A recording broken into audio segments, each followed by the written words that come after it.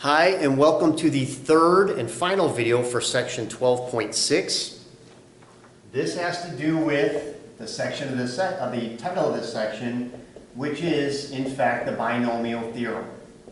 So in videos 1 and 2, we laid down a lot of groundwork of how are the variables, how can we figure out the variable values, the exponents, how can we figure out the coefficients. Now we can put that all together because the binomial theorem says the following: a plus b to the n power is equal to n choose 0, a to the n, plus n choose 1, a to the n minus 1, because remember what happens now.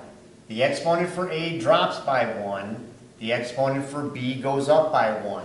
And if we add the exponents together, n minus 1 plus 1 gives us our value of n. Plus n choose 2, a to the n minus 2, b squared, plus everything all the way out to the very end when we get n choose n, a to the 0, which is 1, b to the n power. So what do we see is happening here? So the value we're choosing is the same as our b exponent. A, the exponent is n minus whatever the b exponent is. And then whatever term we're dealing with, the first term as the value we're choosing is 0. Second term, choosing 1. Third term, choosing 2. So what we can say is that in general, so the general the general term of the binomial expansion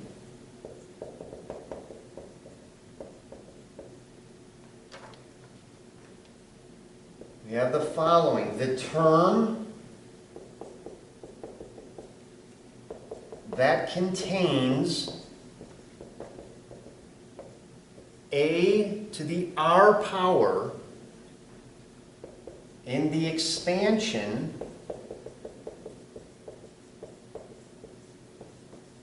of a plus b to the nth power is n choose n minus r, a to the r, b to the n minus r power. And I probably should write, you know what, I'm going to write this in red. N to the n choose n minus r, a to the r, b to the n minus r. And we're always concerned with a to the r power. This is a final exam question. It's going to be a question on your in-class exams as well. You need to know how to do this. You'll be asked, you'll be given, well, we'll look at an example here. You'll be given an example similar to what we're going to look at here, and you need to find that specific term. So, what am I talking about exactly? Let's say we want to find the term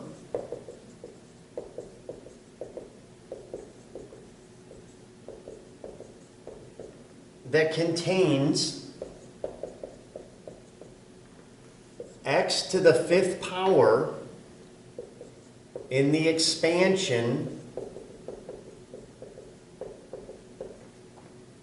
of 2x plus y to the 20th power.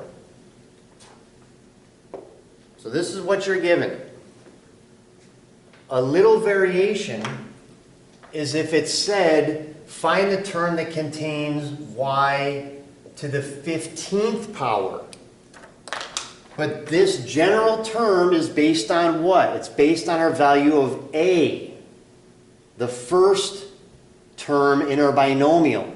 So the first term in my binomial is my x term.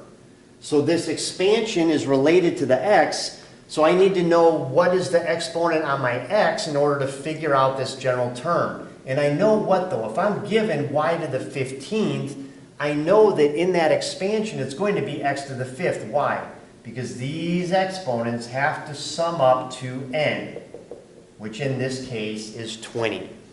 So if this was written a little different, if it said find the term that contains y to the 15th in the expansion of 2x plus y to the 20th, it's the same thing as writing the term that contains x to the 5th, but I need my x term because that's how this binomial, the general term, is based on. So in order to do this, what do I need? I need n, I need r, I need a, I need b. So let's write all those down. N is what? N is 20. And r is what? R is 5. The exponent of my x term. A is what? Be careful here, because a is 2x, not just x. If this was just x plus y, then yes, it would just be x. But a is this whole piece. And b is equal to what? b is equal to y. If this was minus y, then I would have to have b is equal to negative y. It's whatever that value is with its sign, plus or minus.